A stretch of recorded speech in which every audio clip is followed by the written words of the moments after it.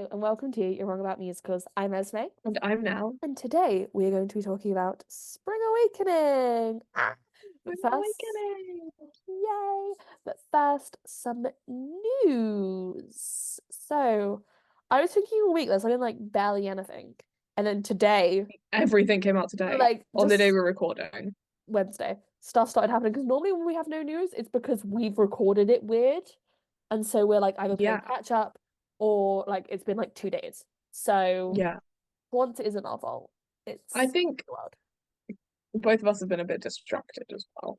Yeah. Jinx Monsoon will be playing Audrey in Little Shop of Horrors. Very exciting.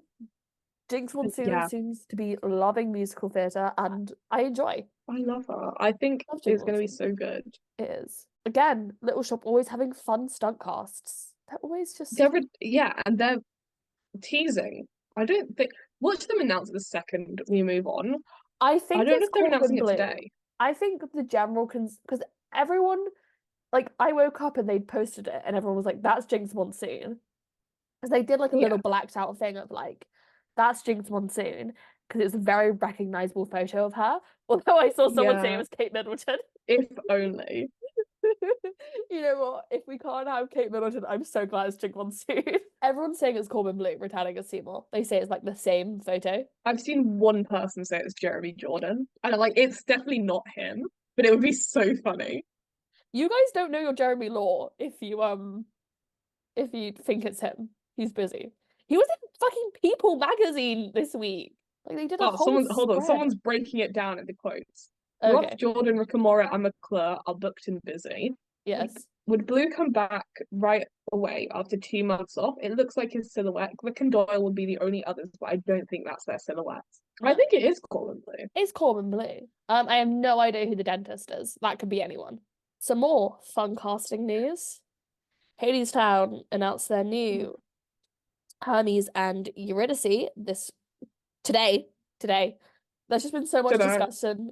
It's been today. It's literally like 2 hours before we started Yeah, recording. I was in the middle of a lecture. Um, because there's been a lot. So basically, there's been a lot of like anticipation about who's going to be taking over those two roles, and everyone on Twitter yesterday thought it was Rachel Zegler being Eurydice, but I think people have literally been saying that for 5 years. It's Okay, like a year like ago, it's like Rachel Zegler was like, I'm gonna make my Broadway debut soon.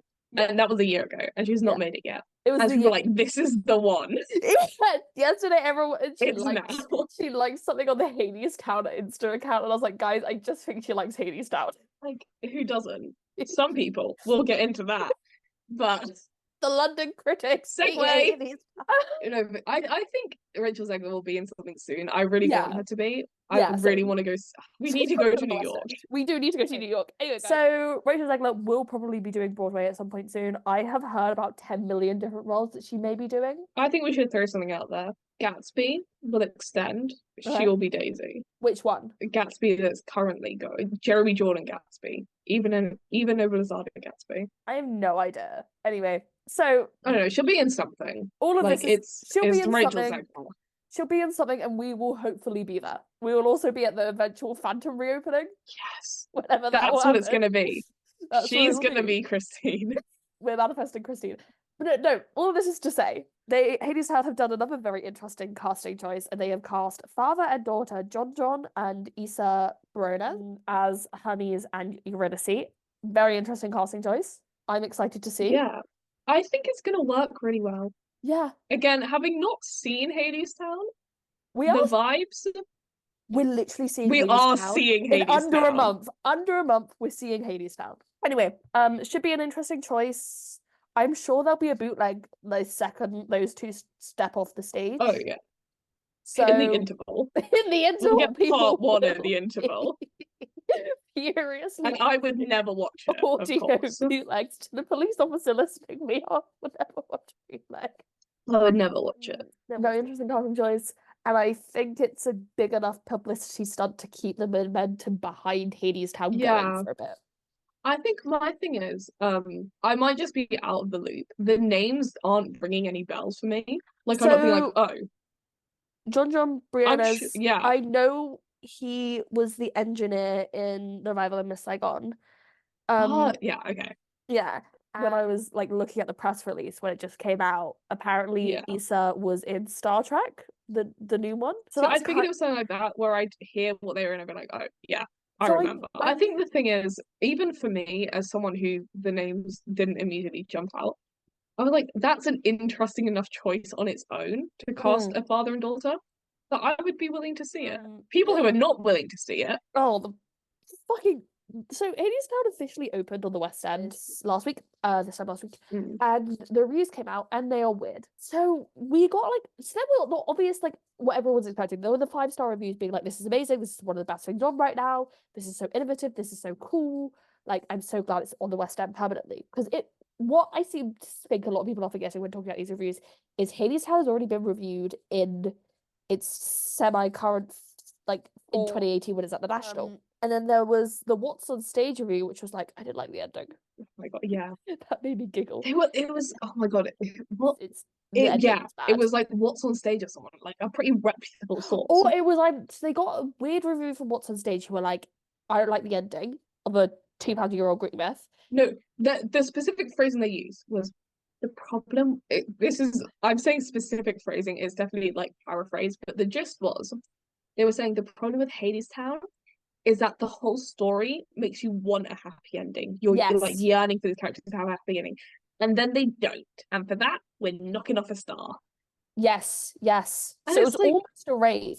But then they were like, I think there are definitely, and I'm saying this as someone looking to the future, as in mm, this is what I'm thinking going into Hadestown, which is that yeah. we were talking about this earlier. Neither of us are going into it with like extremely high expectations. No. My thought process, I know that the music is good because I've Yeah. heard parts of it and it's stuff that I like. I Yeah. know that the cast is good because Yes. I know the cast and they're Yeah. incredible. Yeah. And so regardless of I also know the story is good because I was a, you know, Greek myths girl when I was younger. Okay. Um, so I know Orpheus and Eurydice. But I'm going into it with the thought that I will enjoy this. I don't think it's going to be groundbreaking, and it might be. I'm hoping, obviously, seeing a musical, I'm hoping that it's going to be the best thing I've ever seen. I'm going to fall in love with it.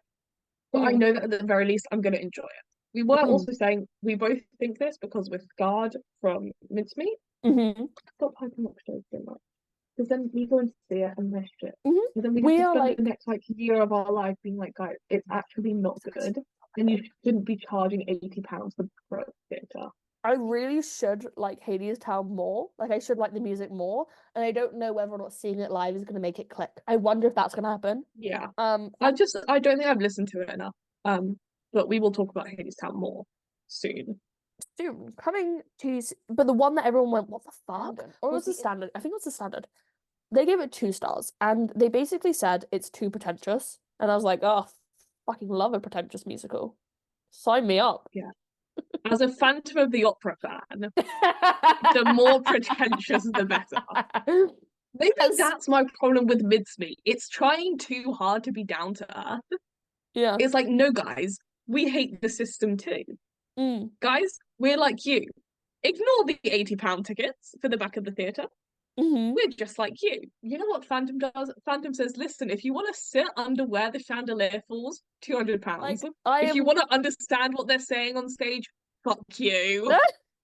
I And that's love what makes it good. yeah, I love Into the Woods. I love something that's kind of weird and like a bit like kind of like what the why the fuck are they talking like that? Like shit like that. Sign me up.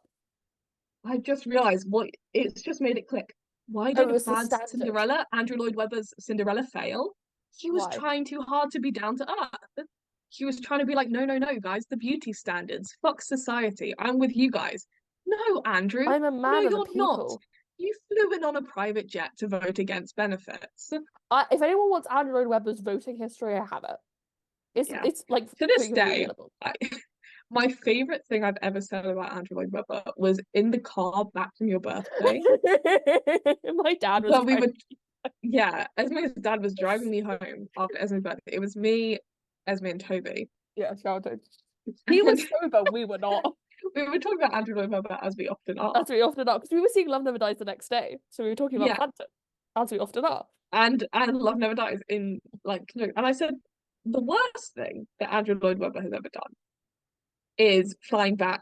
I mean, out of many things, he's done a lot of bad things, I will say. I said the worst thing he's ever done was when he flew back to vote in the House of Lords against benefits for single mothers. Yeah. The second worst thing he's ever done is the absolute decimation of Rao's character in Love Never Dies. You said them with And the I same stand level of by it. you said them with the same level of passion. It's because I initially started with the worst thing Andrew Lloyd Webber has ever done is how he treated Rao in Love Never Dies. And then I said, actually, no. The worst thing Andrew Lloyd Webber has ever done is when he voted against single mothers to receive more benefits in the House of Lords. The second worst thing he's ever done is being horrific to Rao. Anyway, Kate Middleton's missing. Kate Middleton's visiting. I wrote the news this week. I just wanted to throw this one in. I think it's really interesting. She's not been seen since December. And then I realised it, and Will I have not seen. Where are all of the TikTok royal bitches now? so she's not been seen since December. And then recently William like pulled out of a ton of public engagements. He pulled out. No, he went to the BAFTAs, and there's that hilarious photo of Ira Gibri giving him a very funny look. Love you, Queen. My Irish Queen. Love you in theatre camp. Appreciate you in a way that no one Oh my god, I loved you in theatre camp. And then he decided to pull out of his godfather's funeral. But basically, there's a ton of theories going around about where Miss Middleton is. Mm-hmm. I don't think I can call her Miss Middleton. She's like the princess or something. She is a literal princess, which is why she's I feel like she does have her Royal Highness. I think she's going on to Celebrity Big Brother. Yeah, I think she's got a bad haircut. It's going out. She got a BBL. I hate the royal family.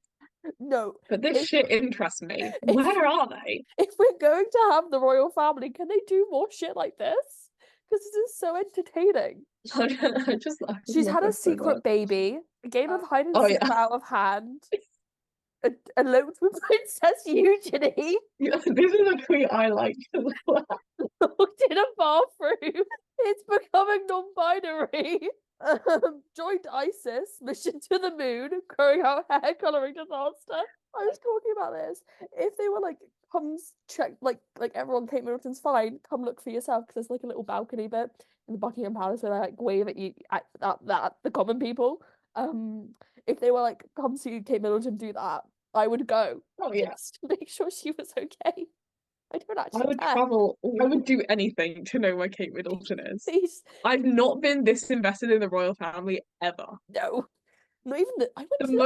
The problem was also Kate Middleton when she got married and we got like a day off school. We got a day off school when Meghan Markle. It was great. I don't want to hate against Meghan Markle, but I didn't get a day off school when she got married. But right before all of this stuff about these jokes about where Kate Middleton was came out. Not on that side. I'm sure they were happening. I wasn't on that side of Twitter. I was on the side of Twitter that was saying, I hope that Kate is fine. Yeah. I don't care for it. I hope Kate is fine. However, the fact that she has been entirely left alone by the media for 3 months. Yes. To the point we have no idea where she is. Yeah. Really shows how racist they were to Meghan Markle. Oh, yeah. No, I just find it so weird when the tabloid in England, especially to the royals, is so pervasive. And like all of a sudden, like one of the highest ranking royals has gone missing, and everyone's like, where the fuck is she? And it's like we couldn't leave Meghan Markle alone for 2 days, and we've left Kate Middleton alone for 3 months to the point where people are saying she's had a BBL. I saw someone say that William had left her because he didn't want her to be queen now that Charles is dying. And you know, it's the Diana situation too. Yeah, no, I saw that as well. That'd be so entertaining. Should we just go Wonka? Wonka. Everyone said she'd never book a job again. Laura Osmond was there. I think that's actually what her circus looks like, though. Like, honestly. We probably should thank the Broadway Beat more for giving us half our jokes. Yeah, my starting point for a lot of my jokes come from Broadway Beat. If anyone has a bootleg of Laura Osmond's circus, please send it to me. My favorite thing is when something so ridiculous happens on Broadway and you just get a tweet from them that just says team meeting. Team meeting. I love it when they say team meeting. It's my favorite thing ever. Wonka, it's an experience. It's 35 quid and it's horrific. I want to go. The use of AI, the fact that apparently no one understood that it was AI. I do feel bad for the performance. Have you seen the thing where this random like demon jumps out? Yeah. I don't know what's going on there. It looks great. I do feel bad for the performers because they were offered 500 quid for 2 days of work, which is a lot of money, and they haven't been paid. Yeah, that the girl who was the Oompa Loompa, Oh yeah, she's I uh, pray you get on the West End. she's replacement Kate Middleton. Timothy I mean, Chalamet, I that's actually the next Sally Balls. love you, Queen. Would love to reach out to you for an interview. Um, Timothy Chalamet, we need your thoughts. Who else's thoughts do I want on this actually? I feel like Lin-Manuel Miranda would have a really interesting take on this whole Wonka situation. Love Lin-Manuel Miranda. Been thinking about him a lot recently. I listened to Hamilton semi recently. I've had to start listening. I've had to start listening to musicals again. Tut, tut, tut. I was going through a phase where I was listening to them and enjoying them, but I also Mm. had other music. Yeah, And no, now, I get that. unfortunately, that other music is by an abuser, so Uh-huh. I can't listen to it because I Yes. have morals. Yeah. So what am I doing now? Hamilton. I listened to Hamilton. I actually listened to Epic, which was really good because I missed the last two sagas, but I listened to that. It was very good. And then I listened to Hamilton, and it was also I'm very good. I'm so sorry. Like sometimes you just got to listen to Hamilton, unfortunately. Yeah.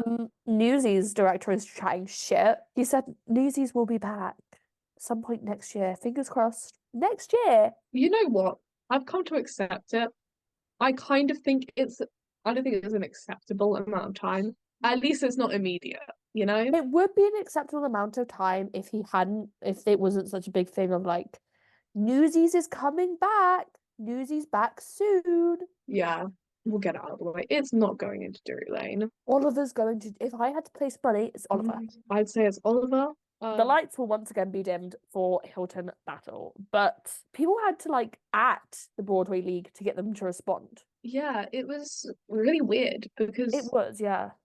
Cheetah Rivera got it like instantly. Like it was like, oh Yeah, my God, this Broadway legend has passed. Of course we'll yeah, dim the lights. Hilton Battle died the same day, yeah, and just no one talked about it for like weeks yeah. until people were literally like, hey, So can you do something? you've dimmed them for Cheetah, which obviously is very deserved. Like no one's being like they shouldn't have been They shouldn't dimmed have for been her. Cheetah. And then They obviously should it have. was like a couple of days later, and someone was like, "So are we doing them for Hilton Battle? Because you guys need to be announcing it then." Yeah. For a man who won 3 fucking Tony Awards, like you think they'd be like, obviously we have to dim the lights. It's obviously like a part of a much bigger issue on Broadway. Yes, 100%. Yeah. And in the West End and in theatre in general. I think it really sucks that it's not like a new issue or something that hasn't been brought up before. Yeah, At yeah, the yeah, yeah. very least, it's been consistently brought up since 2020. Yeah, yeah, yeah, yeah. That like we talked about it a lot when we were talking about Great Great comment. Comet. So Yeah. it's clearly I really hate that I'm dancing around like what the issue is. The issue is It's the racism. treatment of racism, the treatment of non-white, particularly black actors, Yeah, on um, Broadway and West End and in and theatre the in West End general. and the theatre in general. But And yeah. it really sucks, but it's obviously such a big issue. It's been talked about so much Yes. at the very least for 4 years, Yes. and that since it's been in the limelight, it's been It's talked been about happening. like that.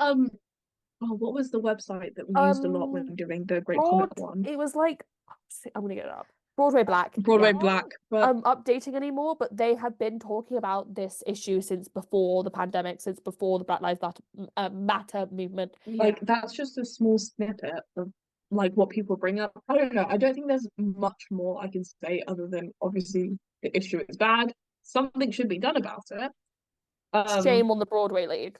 I don't think I'm the person to suggest something that No, should be done. I think you no. should listen to the people who have been telling you something needs to be done for Yes. like 20 years. That's it for news. A random selection, but I feel like very necessary. I'm sure there's something we're missing, but Oh well. Anyway, Spring Awakening time? yeah. Spring Awakening is a musical with music by Duncan Sheik and book and lyrics by Stephen Slater.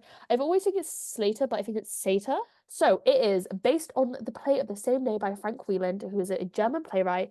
The play is subtitled The Children's Tragedy, so it's like it was written in 1891, and Frank Wieland was considered a frontrunner of Expressionism as well as theatre of the absurd. His work showed a lifelong antagonism towards the moral code of the bourgeoisie and the hypocrisy of German society. towards sexuality. So that's where Spring Awakening comes from. You like once you know that, you're like, oh, that makes sense that someone who was pissed at German society would write this play. He faced frequent censorship because of this. He would have to pay for his work to even be published himself, and he'd be banned upon release. And so the first performance wouldn't happen until 1906 in Berlin. How the play would be censored and some scenes would be cut entirely, only being performed due to the fact that Frank Wieland owned the production company. The first production would happen in the United States in 1912, but since the play was in German, it failed to attract a widespread audience, and the New York Commissioner of Licenses tried to shut it down since he claimed it was pornographic in nature. It would get a new life in the 90s, 1995 to be specifically, when Ted Hughes would do an adaptation of the work of he would just translate it. He would not censor some of the grittier scenes as previous adaptations had. And this version would be influential to the Spring Awakening, with Stephen Slater saying it was the most concise, poetic, and elliptical version. Yeah, but for the musical, Stephen Slater would he would adapt to himself. Like the musical is his own adaptation, which I found interesting. So background on Stephen Slater and Duncan Sheik. Duncan Sheik, originally a songwriter from the 90s, whose debut single, Barely Breathing, which earned him a Grammy nomination and for Best Male Pop Vocal Performance, and reached number 16 on the Hot 100. And when he was 19 years old, he would become Buddhist. Very important to the story of Spring Awakening, Buddhism. Stephen Slater is a playwright who, in his own words, was a very sickly boy and was reading Emily Dickinson and Walt Whitman at the age of 11. He would get a degree from Washington University and a master's from Princeton before moving to New York and becoming involved in Buddhism. This is where they would meet. This is why it's so important. I was like reading all these interviews with them and they would just talk about Buddhism, which is kind of cool. And I've included a quote in the links because it didn't really fit anywhere, of them talking about how the religion has impacted like the actual thing of Spring Awakening, which I thought was really interesting. Yeah, so as I said, Stephen Slater was like, oh, this is a cool play. And then Duncan said, oh, I want to write musicals, but wanted them to reflect popular music and not just be the classical musical theatre sound, which you could argue that the classical musical theatre sound has always kind of mirrored what's going on in pop culture, like pop music. Yeah. I mean, I guess kind of like if you think of like popular musicals, they sound different to popular songs. Yeah, but I mean, You know, a lot of them are kind of like classical more than like you have the full orchestra, which is the only big difference. But, yeah, I mean, I'm thinking about the fact that was Andrew Lloyd Webber very inspired by the music of the 80s to write Phantom? yes. That's what I'm thinking about, stuff like that, and like how Lynn was very impacted by rap and hip hop and R&B and Yeah. But then I guess my thought with that, sorry, no. let's not debate this properly. But I guess like in my mind, what he's trying to say is not taking influence. It's like when you listen to Phantom, your first thought isn't 80s music. Yeah. I guess it is to some extent with like Hamilton, but obviously Hamilton wasn't out Hamilton yet. wasn't out yet. So I get what he's in my mind, at least. That's what he's trying to say. I get that what you can tell there's yeah. influence, but it's not that music. As someone who's just like, look, because Duncan Sheik doesn't have a massive background in musical theatre, he just kind of found his way into it. And so from outside perspective, I can see what he's saying. But me, who's a little freak who knows all this shit off the top of their head, could disprove it. Yeah, so they started writing it in 1999 and they had these thoughts about like almost the new millennia. And so they started looking back and thinking about pop music and rock music and putting to music the German original, and they vowed to be faithful to the Wieland play. However, they did make a massive change very early on in the writing process. Melchior, in the original, Melchior and Wendler aren't exactly Romeo and Juliet as Slater views them, with him saying he beats her, he rapes her, and then he never sees her again. I really wanted to tell a different story. I thought the sex should be consensual. And we had to make it a hero's journey for Melchior. We wanted Wendler to uncover her sexuality a little bit and enjoy it. And that's a massive thing with Spring Awakening, is that end of Act 1 scene. And so they made the decision I don't know how early on actually, but by making Melchior a hero, you kind of have to change that scene or make it as like, there was some talk about placing it in 1950s America and having the music style reflect that. Michael Mayer, who was attached to the project, would suggest keeping the music contemporary, with the music not forwarding the plot by talking to you, but taking you into the inner lives of the children. This is where the microphones would come from. So another big thing about Spring Awakening is they're in these very old-fashioned, like period appropriate costumes, and they whip out modern day microphones and start singing into them. And it's like in the script, like they whip out a microphone and start I singing. love when shows have like really strong stage directions. Yeah. I love when they when directors can't have their own creative vision. But no, it's so interesting when you read a script and you because then you see what's so important to the story that has to be done. Exactly, yeah. It's like Streetcar Named Desire Yeah. has these like paragraphs of stage directions, Yeah. and half of them aren't like actual stage directions, they're just like vibes. Like the opening one is like, we find ourselves at Elysian Fields. There is a train track and there's a road, and it's a kind of like old century, French Quarter building. Like there's all of these things that very few of them you're gonna see. Like specifically the road and the train track that you're at a crossing, like a crossroad for them, is very important in the stage directions. You Yeah. never really see it on stage, but Yeah. it's important. But it's stuff like that. I find that really interesting because I think one of the major drawbacks for me about scripts, and I love reading scripts, is that you're limited to essentially just dialogue in what you can write. It's Yeah. why in like Shakespeare you get soliloquies Mm. to have a way to explain everything else. That's almost what I view And like you the you songs obviously of get that in Spring other shows Awakening too. as. Like they're almost like soliloquies Yeah. because Yeah. they're kind of linked to the plot, but they're so about their feelings. But I think stage directions are really interesting. They I are. wrote many an essay on stage direction at A level. I've never written an essay on them, but I will say one of my favorite It's stage so good. directions that if I had the chance to ask someone about it is in Bear. During Promise, before Ivy storms off, she has to slap um Matt, and it's in the stage directions. Ivy slaps Matt, and then she runs off stage. And I'm like, oh, that's so interesting. She could have slapped a lot of people in that room, but she slapped him in that same year. So they start working on it, they start writing it, and very quickly they start workshopping it. Hmm. So they would do the first workshop in the La Jolla Playhouse of the same year, with there still being some footage from the show still existing today. It's linked, old, it's from the 90s. It's very interesting because again, they are casting young people and they're singing this score, and Duncan Sheik Very was deep basically, songs. yeah, Duncan Sheik was basically like, I didn't know what I was doing, so like having people sing it was weird. Of that same year, it'd be chosen to be a part of Sundance Theatre Festival, with a lab taking place in 2000. Theatre Festival had also developed Angels in America. It made sense that they came from the same like theatre festival. There, I was like, Yeah, oh yeah. this checks out. That's like I've connected the dots. Yeah. And they were like, we didn't know what to do with like young people. Like they're all throughout like all of this, they're always like they're all of the adults who were around at the time were like, we were scared of the young children that we'd employed to do this show. It's so funny. Um, it would then move to the Roundabout Theatre Company, where they would have a workshop in 2001, where they were looking at opening in New York City in 2002, or a production in that time period. The cast would include Michael McElroy as the Man in the Mask, Gavin Creel as Melchior, and little known actress who is a massive fan of books and Goodreads, Leah Oh my God. Michelle. I was like, oh, she was leading up to someone, but who could it be? Who else? But massive fan of books herself, Loves Leah reading. Michelle.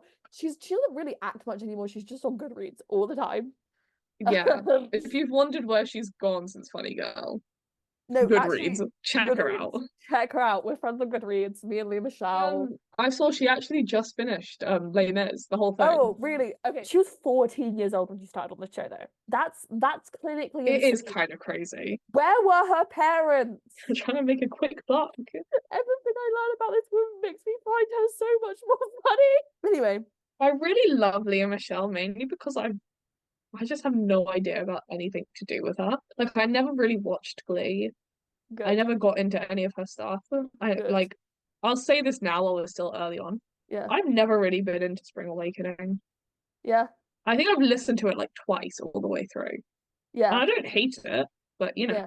yeah, everything I find out about Leah Michelle, she's insane. Love her. I'd also like to say now, she cried when she couldn't audition for Maria in West Side Story.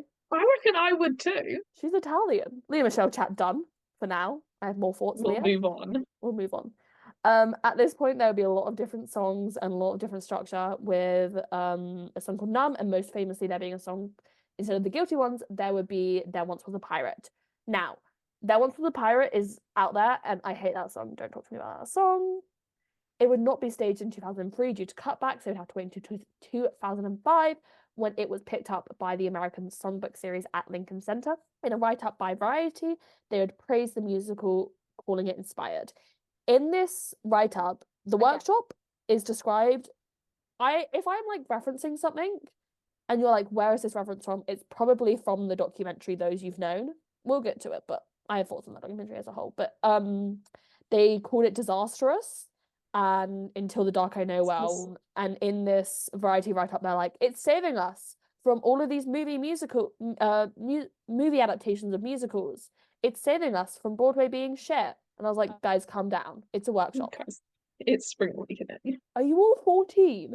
Like, I'm reading some. It's like, I get why 14-year-olds absolutely fucking lose their shit over Spring Awakening because they're kind of supposed to. But 45-year-old theatre critics should keep it together a little bit more. It would then move to the Atlantic Theatre off Broadway, which is an old church, which I was like, that's kind of a cool place for the first production of Spring Awakening to be. With it opening on the 15th of June 2006.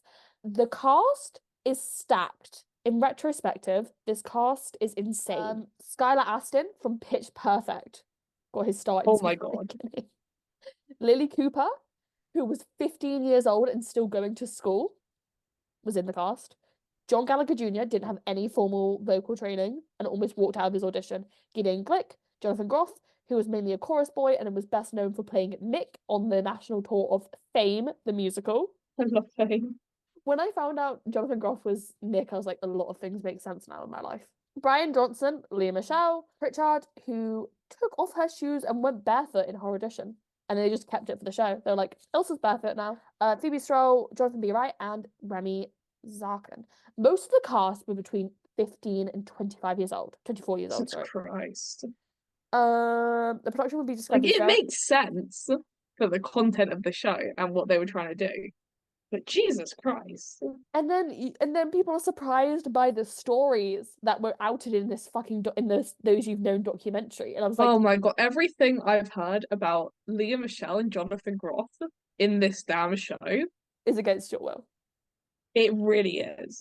Here's the thing. I was watching the documentary and I just wanted to go, shut the fuck up. I don't care about whatever the fuck you two were doing. It's normal theatre kid antics. They could put a camera on anyone like who's around their age and making money doing theatre and they would tell you the exact same shit. Leah, you're not special. Watch Theatre Camp and then get back to me. You know? I have a note about that. It would garner widespread attention and acclaim with a rave review from the New York Times, propelling the show into being a hit. It'd be extended by 4 weeks before transferring to Broadway, where it played Eugene O'Neill Theatre. The Eugene O'Neill Theatre is 1,108 seats. So a show about 19th century kids, German kids having sex, is now going to have to try and sell 1,000 seats every night. The Atlantic Theatre Company has like 250 seats, so there's a massive, massive jump. During previews, it would struggle to find its audience, with it having well under 1 million in ticket sales, advance sales, since the target audience were people in their teens, 20s and 30s. It was hard to get them into theatres. So the production source, so this is from Michael Riedel in the New York Post.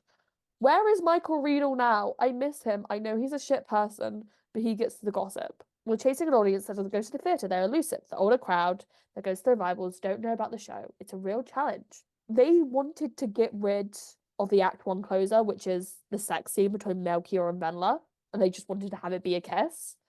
And I was like, what the hell? If it's a kiss, then you like the rest of the second act does not make sense. It's one of these things that like with Fame, I've done Fame twice now as a school show, and there are things like there's a reason there's a Fame Junior. Yeah.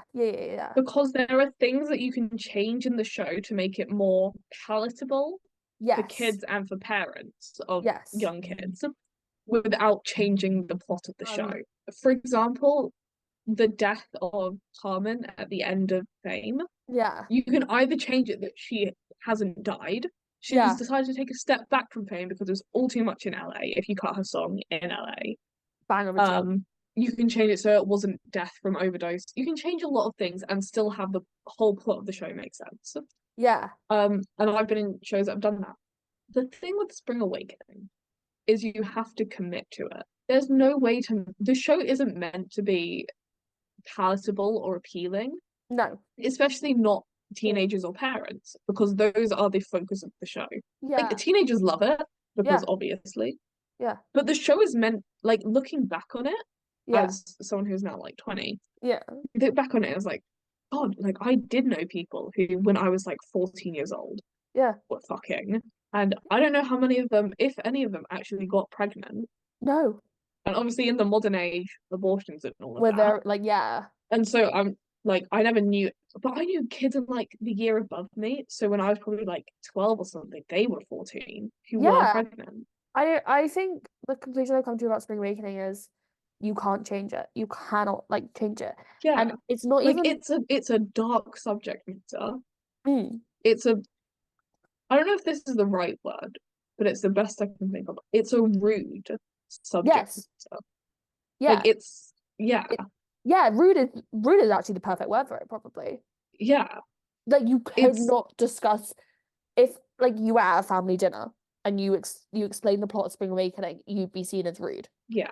Like I think why it works really well as a play, because I've done the play Spring Awakening, by the way. That's where a Yes. lot of my knowledge of the plot comes from. I've done the play, not the Yeah, musical. no, we were actually Yeah. given excerpts of the play. I have a funny story to tell about Oh, that. yeah. Did you choose the excerpt No, as your one to I do? really No, wanted I to, did it. I did it with did you do the opening scene? oh God, which one was it? It was Was it the one? between Bella and her mother, Yeah, that's the opening I want to scene. That's say. the first scene. Yeah. Um, Yes. so Spring Awakening is rude. Yeah, back to what you're saying. Yeah, yeah, Sorry. yeah. But I think like making the show a play and then Mhm. a musical, Yes. um, as any adaptation of it. Yeah. I guess the play wasn't an adaptation, it was just the story. Yeah. Any production was the word I was thinking of. Is that we talked about this before. Traditionally, those are quite posh, like elite forms of Yeah. entertainment. Yeah. Yeah. Yeah. Yeah. Like when you think of who's going to the theatre, Yeah.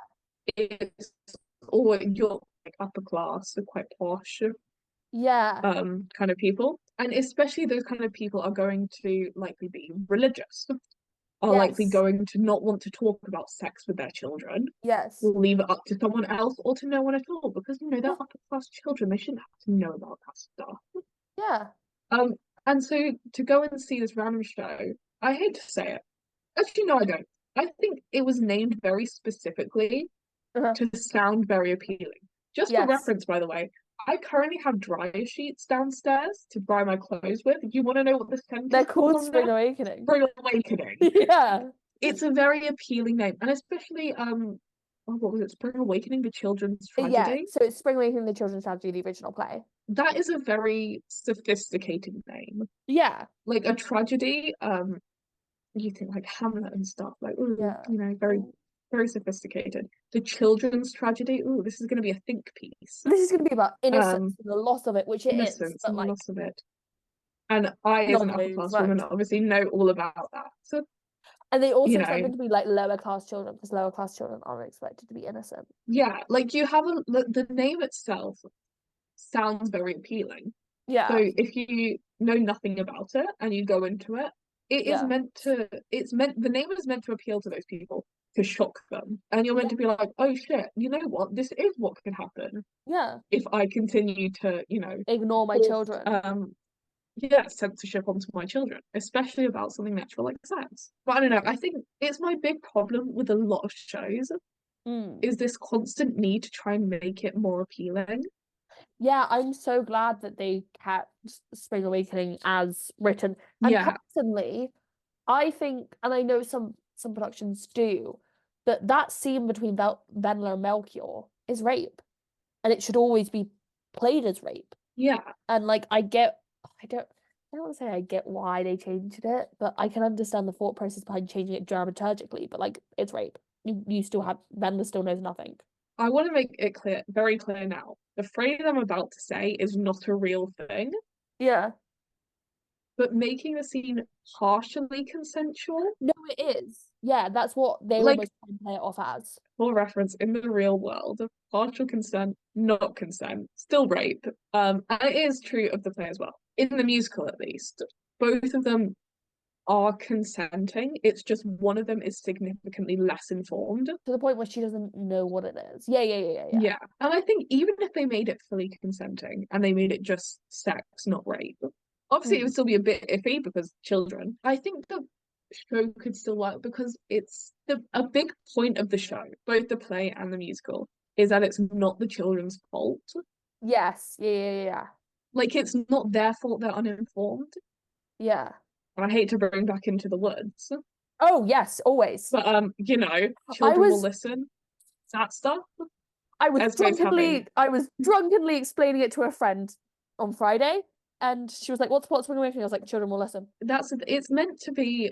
It is like Romeo and Juliet. Romeo and Juliet is just such a good play for reference points.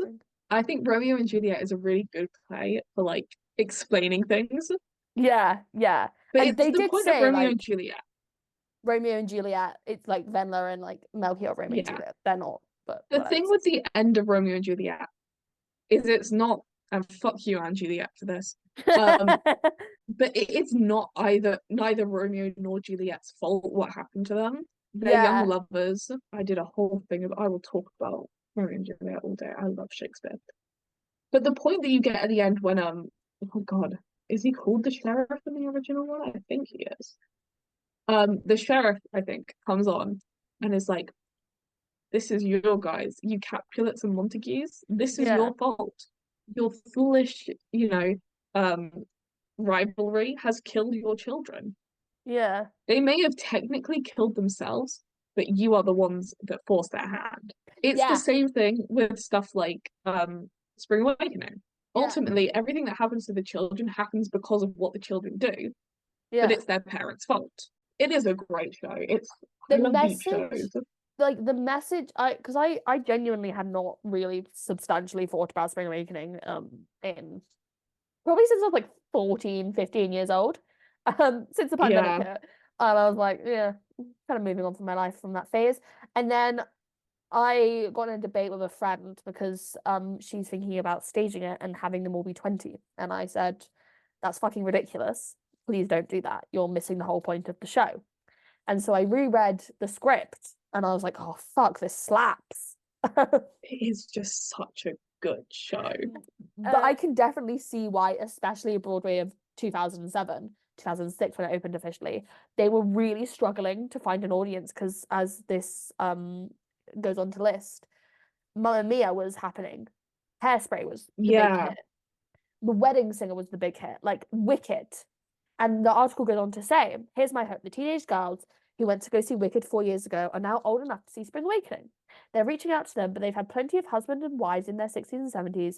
They may be a little freaked out the first act, but leave the theatre feeling truly moved. At one point, they were playing to just 300 people, and the cast were told they're going to see a lot of purple velvet because that was the color of the seat. Michael Mayer told Jonathan Groff, do not decorate your dressing room. I don't think we're going to be here long. Despite all these setbacks, it would officially open on the 10th of December, 2006. Side note, Michael Mayer is actually hilarious. In the Spring Awakening doc, he was like, I was done with theatre. Fuck that shit. And then I got Spring Awakening. And it changed my life. And I was like, okay. And now he did the Funny Girl revival. Icon. He's given me so much joy over the years, Michael Mayer, his antics, without me realizing it. So New York Times would say on the reviews, the headline would read Sex and Rock, what would the Kaiser think? Think of the Broadway musical, past, present, or future, and a number of phrases may speak to mind. The American art form, karaoke nightmare, bring the kids, leave the IQ at home, another opening, another revival. But probably nobody thinks pure sex. That might change with a shot of eroticism steamed open last night. In Spring Awakening, with a rising rock score by playwright Stephen Slater and the singer-songwriter Duncan Sheik, makes makes only a single charted appearance. But for all of its frankness on the quest of carnal knowledge, it is basically free of staggering vulgarity that infects too many depictions of sexuality on stage and on screen. But by exploiting the tortured inner lives of a handful of adolescents in 19th century Germany, this brave new musical, hauntedly and electrifyingly by trunks, restores the mystery and thrill and quite a bit of terror that shattering information stirs in all the souls of us around the age of 13, well before most of us have intellectual apparatus in place to analyze the impact of its impact. Spring Awakening makes sex strange again. No mean feat in art, mechanically prudent with celebrity sex videos are tracked to the internet are traded on the internet like baseball cards. I found that a really interesting comparison to make between Spring Awakening and the celebrity sex tapes at the time, because this is around the time of the Kim Kardashian tape Yeah. and the Paris Hilton tape. Like, this was the era of celebrity sex tapes. I was like, interesting. New York Times are not having a mental breakdown on Maine for once. Spring Awakening lingers on the most painful of those passages in youth where discovery of sex temporarily restores everything.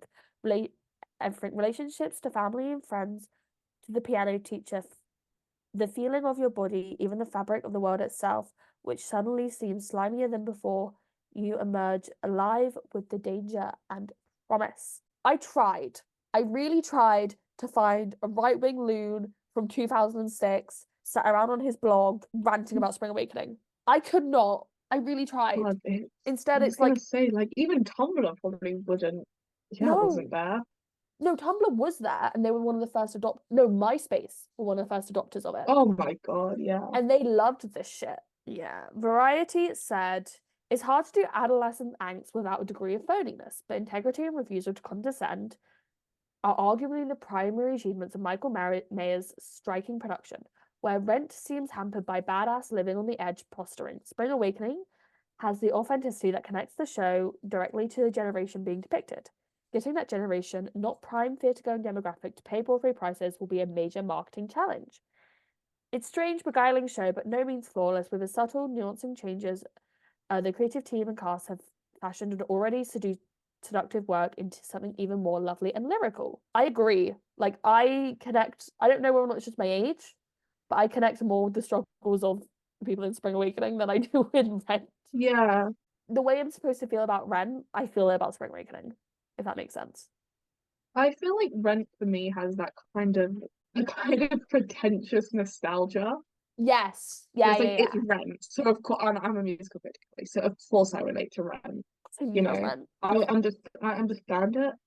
I get Rent. Understand Rent. Um, the reality is, I don't. I'm using 14 as like a placement point of my age for a lot of my musical theatre love. I was definitely younger when I first got into it. Yeah. But I'm putting it at 14 because that was like year 9. Especially Oh Spring God. Oh Awakening. God.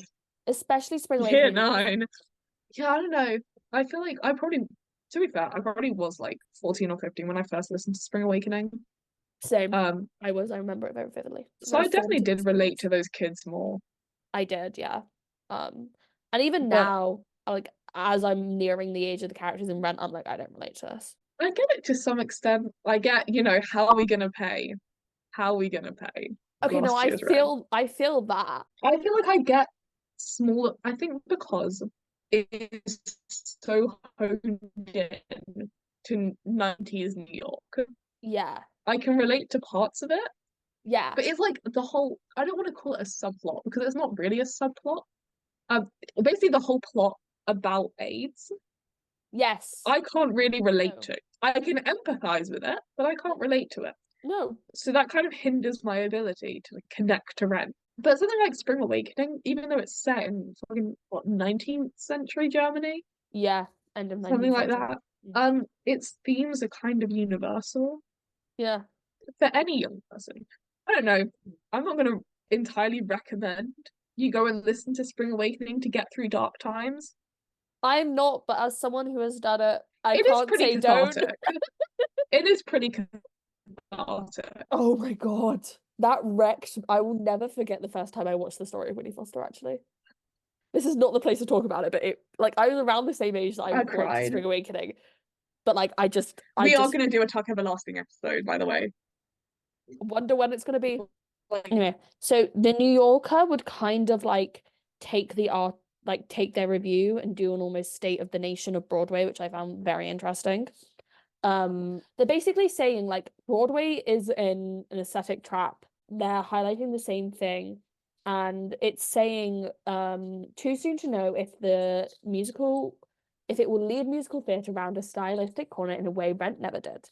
The shift may have less to do with the brilliance of the show than the aesthetic trap which Broadway finds itself in, the one that Spring Awakening escapes.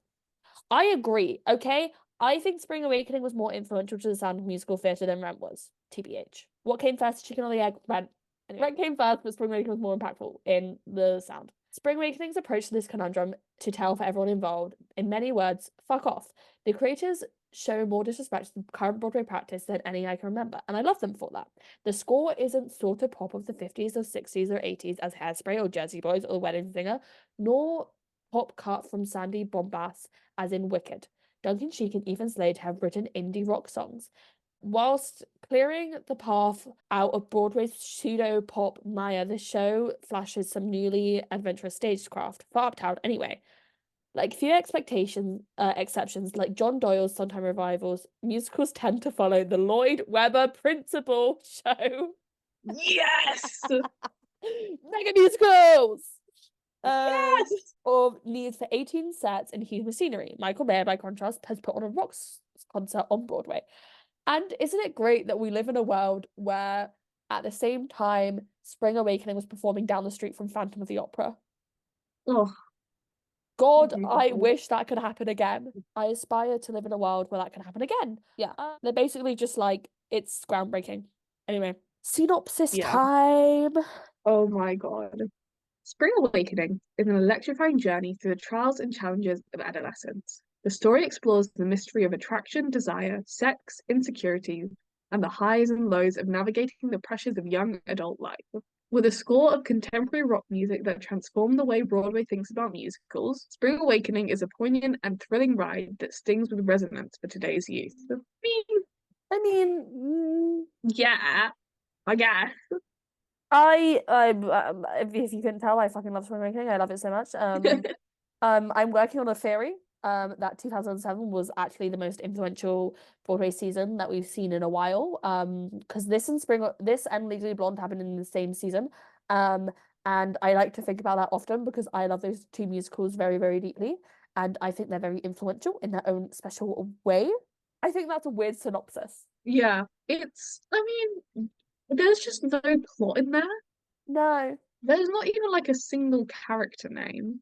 it's not even like we follow a group of 19th century school children as they grow up, as they Yeah, go through the there's trials and tribulations of adolescence, discovering about sex, suicide, what else? Child abuse. it doesn't feel like a synopsis as much as an introduction, I guess. Yeah, so fun fact, normally I just copy and paste the synopsises straight off Playbill, right? But this Yeah, time I did actually remove words, and it was just Tony best musical winner, and then like Steven Slater and Duncan Sheik's names, and like they really inserted themselves into yeah. it. It was a weird synopsis. I'm trying to find another synopsis anywhere. To be fair, okay, the problem I'm getting is that a Yeah. lot of these are just like plot synopses, where it's just Yes. explaining the plot bit by bit. I mean, I know you can argue that there's like not much of a plot, or the plot's not as important to Spring Awakening, but it kind of I feel really like, is. yeah, my problem is, I was like, I could probably do a better synopsis than that. I'm realizing it has been years since I like thought about Spring Awakening in any depth. Yeah. Besides, like, I like the song Mama Who Bore Me. Mama Who Bore Me is a great song. It's a good, like, I'll listen to that. Like, it comes up on my shuffles. I'm just like, good song. Move on. Or like, what's the other one? Totally Fucked. Totally Fucked. Very Great. basic in the Spring Awakening songs I like. Love Spring Awakening. Love it so much. I refuse to listen to Blue Mirror Night, whatever the fuck it's called. Just don't Yeah. listen to it. The I Bitch of just want to see Living, it. I think, is Oh, good. I'm very so basic again. good. Mom Who Bore Me reprise. I love it. Okay, one thing, I'm gonna admit this now, One of my favorite videos on the entire internet is the Tony performance from 2007 of Spring Awakening. Often I'll just be like getting clips like for this often, and it will just come up Oh, on my like play next, and I will have to sit there for the entire time that it's on and just be like, I love Spring Awakening. Dee, dee, dee, dee, dee. Having them start with Mama Who Bore Me and then go to Mama Who Bore Me Reprise and then the bitch I'm living and then totally fucked, but they have to censor fucked. I think the only thing that could have made it better Yeah. is I think they should have also put on a production of Spring Awakening the play on Broadway the same year. Tell you what they did I on just had Broadway. them They did on Broadway, which kind of has similar themes that same year. Karamboy. Yeah. Yeah, Love Coran love Boy. that play. Love it so Um, much. My but other yeah, fun. I was gonna say I reckon I could do a better synopsis, but I could not tell you the plot in Okay. much depth other than okay, let me think. You give yours and then I'll give mine. I'm gonna do this as like bullet points. Okay, do it. Teenagers in Uh-huh. 19th century Germany, Yeah. late 19th century Germany to be specific. Hmm. I'm trying to think of the word it's censorship and like piety. Um, Yeah. you know, Like they're living in a Lutheran and Lutheranism? yeah, has kept them from knowing many natural things about themselves. Yes. And it leads them down a dark path. Yeah, that's Spring It's Awakening. okay. It's the kind of thing that with synopses, what is the plural of a synopsis? Synopses? Synopses. Synopsi? Synopses feels right. Synopses is that I feel like they should kind of be confined to the first act, more specifically the first half of the first act. Like almost the inciting incident of like Yeah, and then chaos ensues. because otherwise it's just a plot summary, Yeah. which I understand is kind of what a synopsis is, No, but synopsis should but kind of they're different.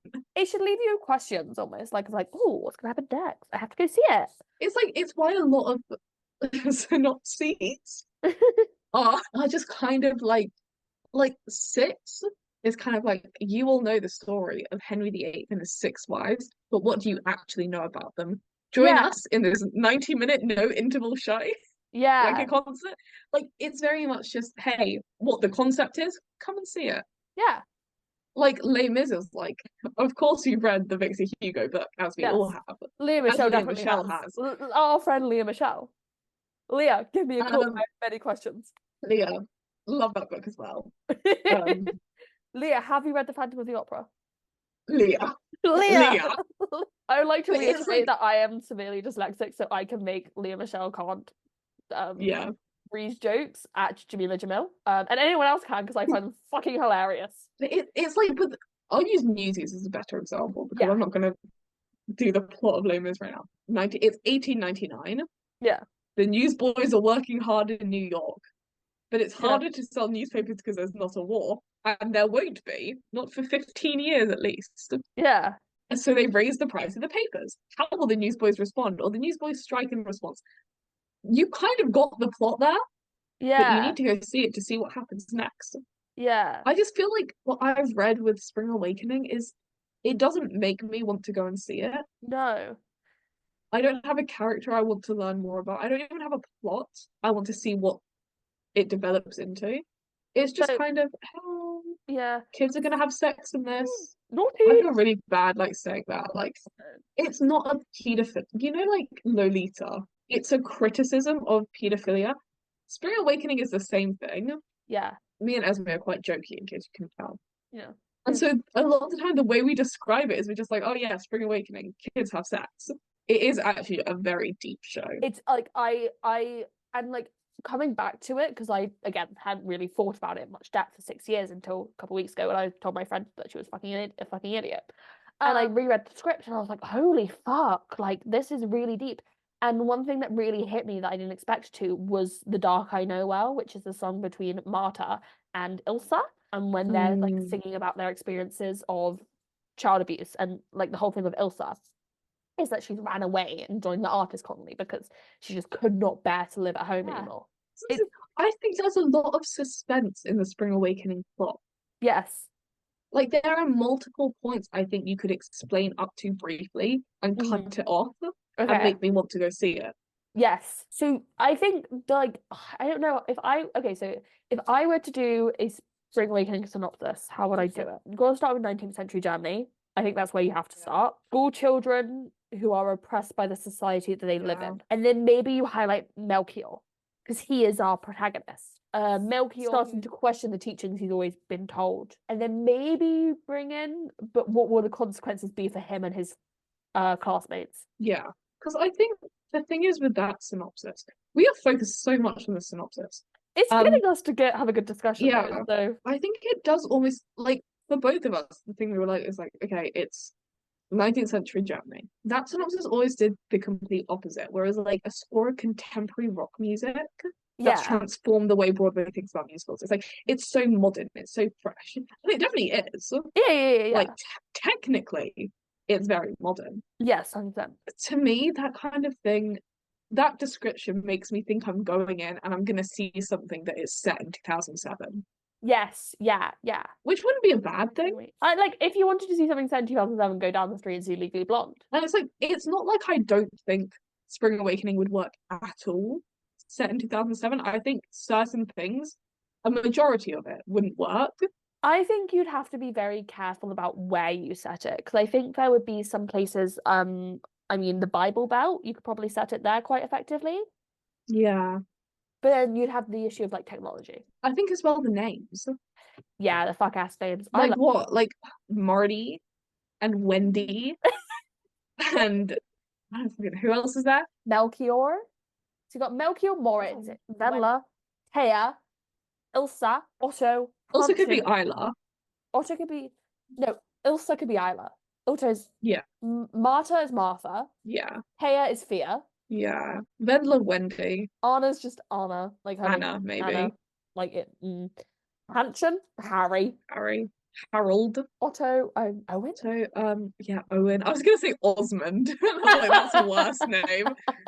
Owen, Melchior, Michael. Melchior's a Michael. Michael. Melchior is just a Michael though, like. Yeah, we're just anglicizing the names. Yeah. Like, I think the thing is, like, this is the thing. I think most musicals are adaptable in some sense. Like, you could set Phantom of the Opera anywhere. It doesn't have to be in the Palais Garnier. It should be. It should be.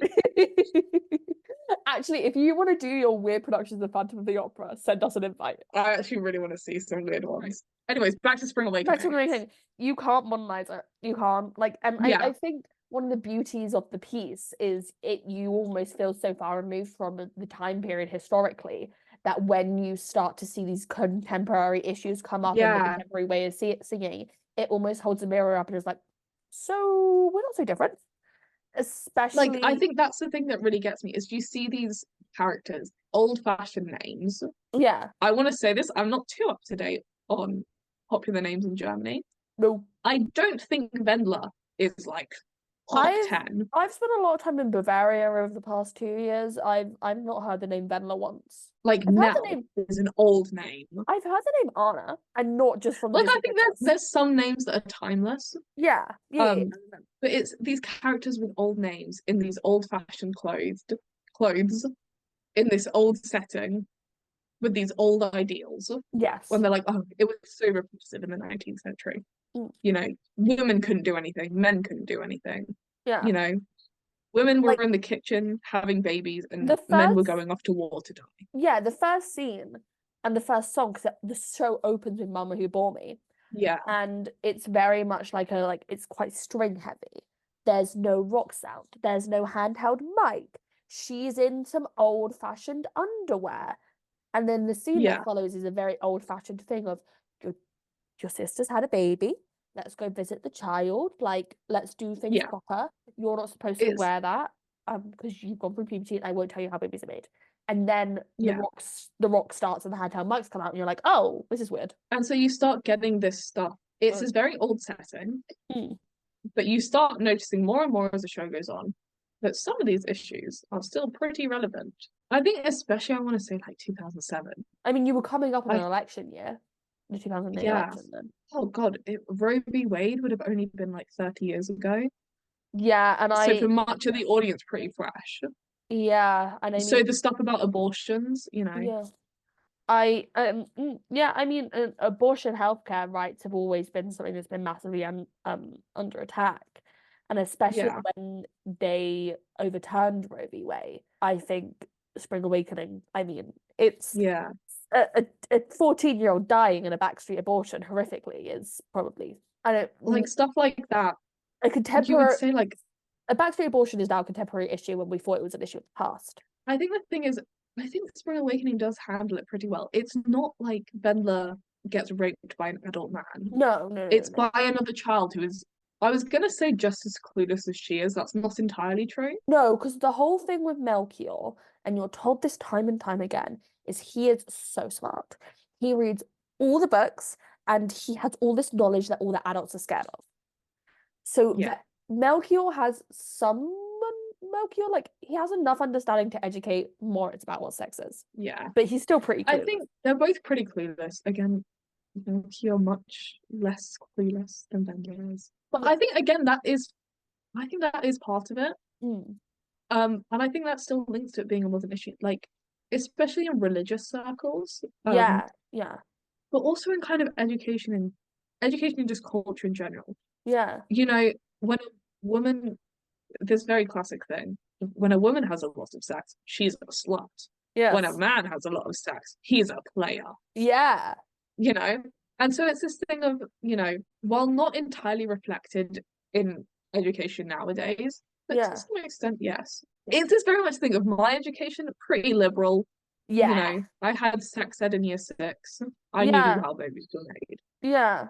But I understand very much in other countries. I know in the US, It's under I fire. want to, yeah, and I want to say in others across the world, but I could not give you a specific No. example.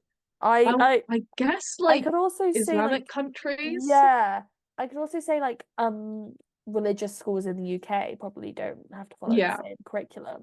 but these kids who are uneducated Yeah. and are Yeah. not being told what to Yeah. do, and they go and do something that, again, my overarching point is it's not like an adult man is raping Bella and she gets pregnant, Yes. Yes, yes, yes, which would be yes. an issue in of itself and would be critiquing another issue of society. The Yeah. adults have failed the children, and Oh so yeah. these children are doing something that at the end of the day is natural. Yeah. They're going through puberty. They're fucking.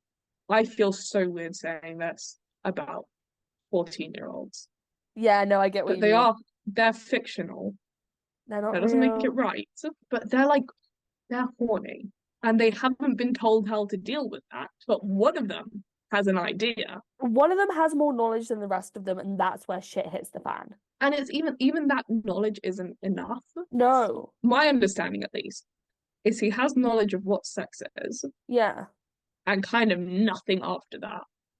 Yeah, I don't know whether or not he has like the knowledge, and it's never explicitly stated whether or not he has the idea that if he has sex with Bella, then a pregnancy could result in that. I don't think he would, because if again, they've all grown up in the same society. Yeah. I don't think you would purposefully try and do that to someone where No. you know that if she's pregnant out of wedlock at 14, Yeah. she's going to be at best shunned. And that's why it doesn't make sense for them to have to be 20, because if they're 20, then Yeah. the solution is marry them off. But I think this thing of trying to focus it so much on being contemporary Mm. and like talking about its things with the resonance for today's youth, that is true. But yeah, and it But I does think connect that's these. meant to be a realization you have yourself. Like, there's no point in me being like, I don't want to be oh spoon-fed God. my reflection, you know? Yeah, like everyone's gonna have a slightly different interpretation. Like, even between me and Esme, Yeah. my thought is I have always thought that the sex scene between Melchior and Benla Mhm. was pretty much consensual. They were Yeah. both pretty uneducated, and for Yeah. that sense, it was consensual. To Esme, you view it a lot more as rape. Well, yeah. And I think a lot of that is influenced by my knowledge that it was always intended to be rape in the original source material, Yeah, and yeah, they changed it for a different purpose. But I yeah. mean, if we're Like, going, me and Esme agree on most things, especially to Spring Awakening, yeah, because most of my opinions come from Esme. in the same way, a lot of my opinions about Phantom come from you. Yeah. Like, we've each come to our own realizations about it and how it relates to us. Yeah. Like, I'm gonna relate to one character more than Esme does. She'll relate to one more than I do. We'll like characters a different amount. Yeah. And there's no reason for us to walk into a showing of it and be told, you will relate to this. Yeah. Here's how you will relate to this. Yeah, and they are going for the extremes of adolescence. Personally, while I never felt like I never experienced what they've been through, because again, that's the 18th century, that's the 19th century part of it. But there are Yeah, feelings and there are thoughts that are expressed in that, like, I mean, totally fucked, and which is the relatable part, and that's where you find the yeah, solace. But what I was going to say on that, if we're like there is a way to interpret Spring Awakening and like have all these cool artsy moments without taking it out of the context of 18th century 19th century Germany, sorry. The way to do that is stuff like, is Ilsa a ghost? yeah, Is Ilsa dead? Did her father murder her? Or is she really in an artist yeah. colony? I think there's a ton of really interesting ways to do Spring Awakening. For Yeah. example, I think it would be really interesting, and I'm sure this has been done because obviously the way theatre works. But I think generally it's really interesting when all of the children are played by clear adults. Interesting. Because I think obviously the shock aspect of it Yeah. is that they are children. But it's like what they are doing is adult things. That's the Yeah. core of the show. Yeah. But so if you saw like someone who was clearly like 30, 40 years old get Yeah. into a school uniform and sit in a school, you would be like, that's a little weird. Yeah. And then for them to turn around and go and have sex, you'd be like, oh, that's Yes. normal. And you're Yes. meant to question which bit is the right one. Yeah. Like, are they adults? No, they're not. They're not playing adults. Mm-mm. They're just forced to be because of who their actors are. Yeah. Yeah. Yeah. Yeah. No, I get Let's exactly what get you're deep in saying. it. The other thing I was going to say, which I think is my final thing, focused solely on the synopsis, is actually like the second line, where it's like it explores the mystery of attraction, desire, sex, insecurity, and the highs and lows of navigating the pressures of young adult life. First of all, not young adults, Teens. They are firmly teens. teens. I think the thing for me, thinking back to when I was 14, Yeah. big musical theatre fan. Yeah, yeah, If yeah, yeah. I read that line as a selling point for a show, I wouldn't want to go see it because No, all of those things are really embarrassing. no. I'd be like, Especially like if you're trying to appeal to the people that are going to be what's the last line that your show is going to resonate with, which is teenagers, particularly teenage girls. hmm, You have to go in knowing that for a lot of them, they're going to need to be accompanied by adults yes. for a ton of Especially reasons. like if they're tourists and they're like visiting from somewhere, they're gonna go with their family. Tourists, even people who live like upstate New York, Yeah, who yeah, have to get into the city or who live in the suburbs of the city. yeah. I don't know if there are proper suburbs in New York. I think there are. All of I those things are really embarrassing. Like, yeah. imagine if your mum came up to you again at 14 I would or even rather now and was actually like, hey, Esme, you want to come and see a show that will help you deal with how you yeah, go through puberty? yeah. I'd be like, I would rather die. Knowing Spring Awakening, I would never want to go see it with my parents ever. And I think apart, like, I don't think Spring Awakening is the kind of show where it's like, this is going to make you open up to your parents. It's the kind of show you might see with one and you're like, well, I thought it was a very interesting show. And then you go away and you're like, this has changed the way I think about myself. Yeah, yeah, and I But you think don't discuss it with them. yeah, I think parents seeing it by themselves is also a different experience. Like parents seeing it by Yeah. themselves and being like, "Oh fuck, I need to make sure I teach my children this, child this." I think seeing it together is a good thing because again, you don't talk about it to each other. No, But like if I was sat there and I watched this and I thought, you know what, I at least have the opportunity and ability to take some initiative and research this stuff myself because I yeah, live in the like late 2000s, late, no, the 2010s. But I can take some initiative and I can look into some of this stuff, or not yeah, this stuff, but those kind of themes. My mum can look at it, and though she won't tell me, she can say, you know what? I could do a better job at educating my children and make sure they have a safe place to talk to. Because yes, what if something like that happened to one of them, and because I never talked about it with them, they couldn't come to me, yeah, you know? and that's another And thing we're is, not gonna have that conversation, mhm, yeah. but it will be made clear. I mean, the two big tragedies of the show, where the tragedy of the show comes from, is Wendler and Moritz, and they both, before their demise, try and have these conversations with their parents about what's going on, and their Yeah. parents completely shut them down. And I think again, that's what like a song like the song of Purple Summer, which is the last song, is almost saying. And there is no official meaning of that song. In the documentary, Steven Sater was like, I don't know what I was on when I wrote that, but I was on something. Which respect. But the way that I've interpreted it is like, and because there's a line that goes, and all shall know the song of Purple Summer. You don't want this to happen again. All need to know about this. And that's Yeah. That's All true. shall know the wonder. I will sing the song of Purple Summer. Yes, exactly. And it's sung by Ilsa. It slaps. The score's very good. I don't think we'd have like as pop rock influenced scores perpetuating Broadway today without it. Yeah. I think unfortunately it's kind of been swept aside a bit Oh for yeah. how influential it was. Like, Yes. I'm not saying that people don't talk about it. Pretty much most musical theatre fans knows of Spring Awakening. Yeah. In the same way you know of like Les Mis and Phantom, whereas if Yeah. I said Phantom of the Opera, Les Miserables, Spring Awakening, you're like musicals. I know those ones. Yes. I don't know, it feels like it should get let's go like again, I really did not think that much in depth about this until like we kind of started recording where I was like, I actually really do like Spring Awakening. That was me Um like 2 weeks ago. I was like, fuck. oh my god, it is a good show. Good show. Fuck. Um And it connected you as a teenager, like an older person, because I yeah, thought it was just something that really connected you with you as a teenager, and I was like, oh no, yeah. man. I think it should get more credit than it does get. Same with Legally Blonde, actually, They which should happened in the revive same it. season. They have many They times. should revive it again. Do it again. Do it again and again and again and Why again. not? Why not? There's a comparison that I'm thinking I might be making in a later episode, but I'm going to save that for then. I think I think the kids should pay Spring Awakening a little bit more respect than it gets. Yeah, And I think they should all listen to I feel like it should be a monumental part of every young theatre kid's life where they have to at least do one part of Spring Awakening. And if you listen to it and go, not for me, fair enough, but I feel like everyone should listen to it at least once in their life. At least once between the ages of 14 and 16, they should listen to Spring Awakening and at least be aware of its existence. And I don't think that's happening nowadays. And that makes me upset. I was thinking about this. You know that question that like used to be thrown around on Tumblr quite a bit uh-oh. of like if you had a time machine and could go see some Broadway shows, what would they Oh be? yeah. This is on my list. Full original cast, like 2007, Spring Awakening. And then I was like, I don't know what else is on my list, to be honest, at this point. I don't know. Fuck Everlasting. Bitch. Okay, depends on how many I get. Actually, no, maybe top. Wait. I feel the need to. Maybe like In the Heights. Yeah, maybe like one of the first performances of In the Heights. That'd be cool to see. But you get what I mean when I say the like Spring Awakening and the original cast attached to it has become one of those rare moments where they've kind of become synonymous with the show in a way you don't see very often. Yeah. Where I'm like, I should probably go see Legally Blonde. Yeah, honestly, I was gonna say it. I would say again, if it's like unlimited, If it's honestly, anything. maybe the original Hamilton cast. I Honestly, feel like that would be iconic. that would be iconic.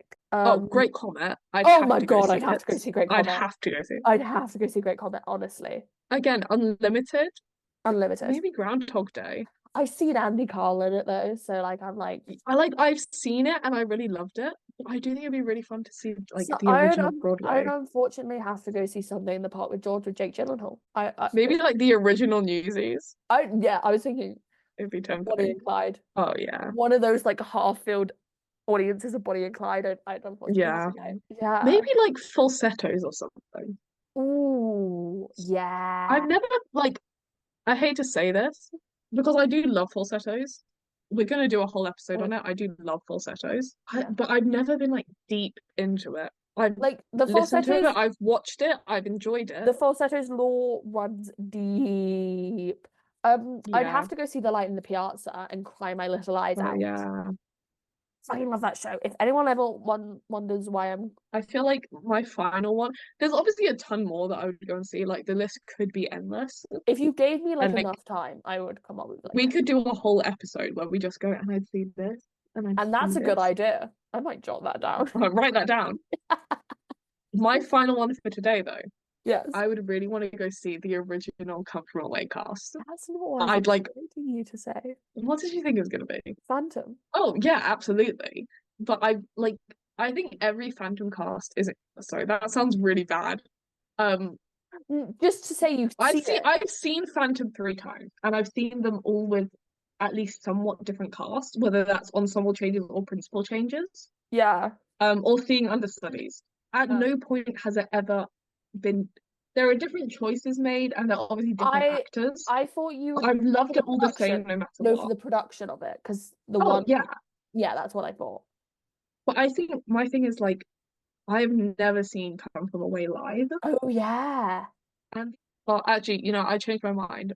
My final one of what I would go and see, I am sticking with Come From Away. I Okay. think I would go see that definitely. Yeah. But the final one that maybe like Rent Maybe Rent at like New York for Theatre the Workshop. yeah, or even like opening night on Broadway. Yeah. I think like that atmosphere. That would make it click. Mm. Yeah, like I think again, we could talk for hours about that. But no, I get where you're coming from with being like, I want to see the Spring Awakening cast. I think I could be persuaded. If you had unlimited There's use of that, the time machine. yeah. I feel like fuck it, why not? I mean, if I had unlimited use of the time machine, I'd go see the Spider-Man musical. Do I have anything else left to say on Spring Awakening? I love it. It's very formative to who I am as a person. Unfortunately, if I met Leah Michelle, I would freak out a little bit, not because of Glee, but because she was Venlo in the original cast of Spring Awakening. Yeah. And I hate that about me. Like, I hate that so much. I think it's good. Yeah. You know, I think you can get really deep into it. And I think it's really fun to do that. Trust me, if I And it's was very 14, important to do that. if I was 14 years old, this section would have been 3 hours long. But Oh yeah. thankfully, I am not. So it's mostly us Only going. 2 hours. Yeah. I think there's a lot I could say about Spring Awakening where I could be like, it was groundbreaking. Yeah. It did this, it did that. And at the end of the day, it's like it's good. I recommend if you for some reason never listened to it, I recommend you listen to it. Yeah. You know, even like again, I want to clarify again, I've only listened to it all the way through, like twice, Mm. maybe slightly more than that, but not much more. Yeah. And it still like sticks with me as being a Yeah. very good show. Yeah. Um, I mean, I think yeah, everyone's seen clips of it. I don't know, I think it's good. Yeah. That's my final thoughts on it. I Anyway, think Spring Awakening is good. to lighten the mood, let's talk about Leah Michelle and her ego. Yay. So the Tonys, as said in their documentary, the night before the nominations came out, Jonathan Groff and Leah Michelle would walk during the show in full costume, walk across the street to the Actors Church, and pray for Tony nominations. Jonathan would donate $50 to the church, and Leah didn't. This is why Leah thinks she didn't get a Tony nomination. Honestly, I could believe it. This is like Leah Michelle antics to the When max. did they go during the show? Probably during Moritz's suicide.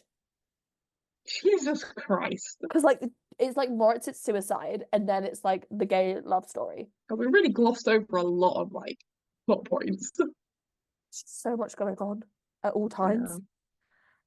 It would get 11 nominations, being Best Musical, Best Book, Best Score, Best Performance by a Leading Actor in a Musical for Jonathan Groff, Best Performance by a Featured Actor in a Musical for John Gallagher Jr., Best Direction of a Musical, Best Choreography, Best Orchestrations, Best Scenic Design of a Musical, Best Costume Design of a Musical, Best like they would win eight Tony Awards, being Best Musical, Best Book of a Musical, Best Score, Best Direction of a Musical, Best Performance by a Featured Actress in a Musical for John Gallagher Jr., Best Choreography, Best Orchestrations, and Best Lighting Design.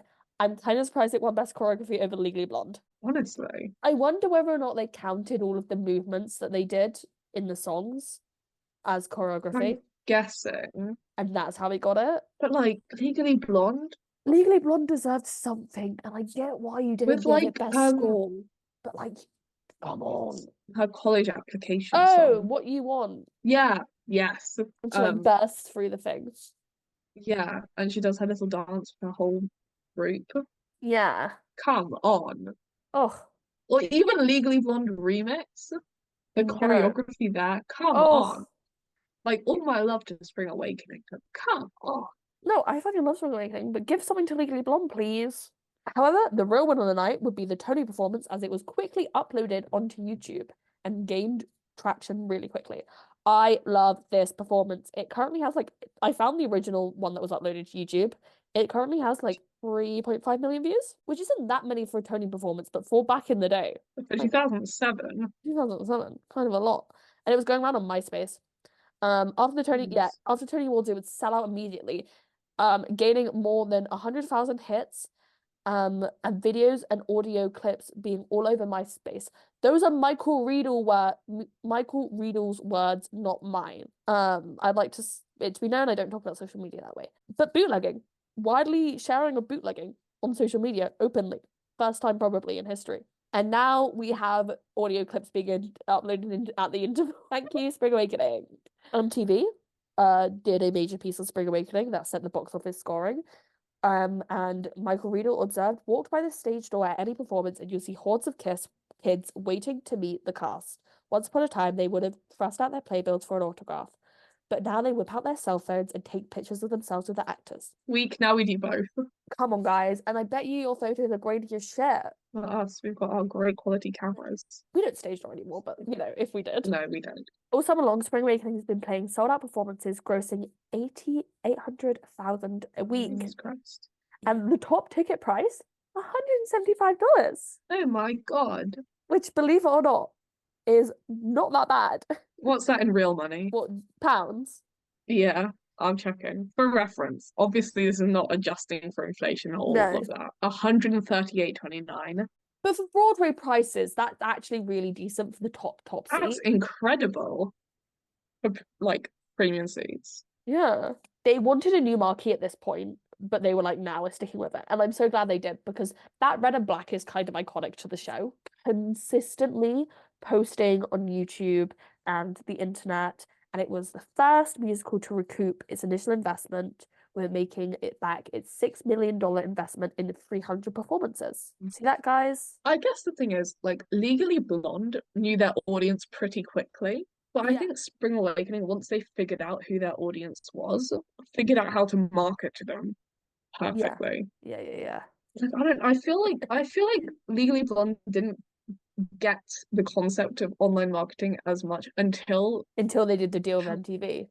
yeah, I was gonna say until MTV, and I was like, no, maybe it was before that. But no, yeah. No, you're right. Which isn't like bad. It was 2007, you know. Yeah. Cell But phones were still like a block. yeah, no, I think But the producers of Spring Awakening always intrinsically understood that like we want to keep the show open, we need to go to the internet. And there like I remember seeing an old Broadway.com vlog from the time. mm, It wasn't like a proper vlog as we know them today, but it was like Jonathan Groff doing a backstage tour, and he was talking about how girls had been 20, 30 times, and it was like this new phenomena. And it was the first time this was happening at like a noticeable thing. And now we have Operation Mincemeat doing loyalty programs and Hadestown passports and 60 lottery like loyalty programs. yeah. Like now it's a thing of if you can get people coming back to your show an insane amount of time, then you've got a built-in I think audience. I want to say this as well, Yeah. while we're on the topic. Go Well, ahead. I feel like we seemed really critical of people seeing a show multiple times. I'm not. Like, again, No. I've seen in the last year, I've seen Phantom like 3 times, I maybe saw more. Yeah, Oklahoma three. 3 times in one summer. Exactly. Like, there's multiple reasons to go back. Like, I'm not ever gonna. I was gonna say I'm not ever gonna judge someone for seeing a show more than once. I definitely am. I'm gonna quietly judge some people for watching some shows so many times. Like, obviously, I'm gonna be like, you should all go see the shows that I like, what's nice, but not the shows I don't like. But Yes. like, at the end of the day, I really don't think it matters what shows you go and see a million times or what shows you like walk out of at interval. You know, Yeah. just keep the theaters open, man. Yeah, I mean it does keep the theaters open, but also at the same time I'm kind of like it I'm thinking about Heathers here. You guys did not need to go 50 Yeah, times to that fucking show. I get so annoyed. I saw this thing where it was like it was literally a TikTok thing. And there's just some TikTok asking like, hey, what like show would you guys revive right now? Yeah. I remember the comment, I liked one of them because it was someone being like, oh, I revived Tuck Everlasting Yeah. and Beetlejuice and Phantom of Broadway. I was like, I might have written this comment and forgotten. Sometimes I'll send stuff to them. I'm like, did you do this? Do you have like a secret Yeah, account? it's like there was a video of someone showing off like all of their copies of Phantom of the Opera, and I had to send it to my sister and be like, is this you? Yeah. And she was like, is it? Is it? Did I make this in my sleep? I like that one comment. But every other comment on it was like Newsies, Heather's West End, bring back Heather's West End. First of all, motherfucker, it was at the other palace. Okay, if we want to bring back Heather's West So End, we'd have to bring it back to the Haymarket. The Haymarket has a completely different business structure now, so know what you're on about. exactly. So Also, Newsies has been gone for not even a year. You guys can like say I that when feel it's been a like year. at least with Newsies, I'm more open to it coming back because the fans haven't been insufferable about it. Yeah, not yet, but I feel like now it's turn insufferable. I feel like if it doesn't come back within another year, Yeah, I feel like they'll start getting insufferable about it. But at yeah. this point, I'm kind of with them. You know what? I would Yeah. like to see Newsies again. And it is kind of rude how they've been stringing them along. Yeah. I don't know, I think it's man. interesting that Spring Awakening was the first one to get people to It come back. it kind of makes sense though thinking about it. Well, yeah.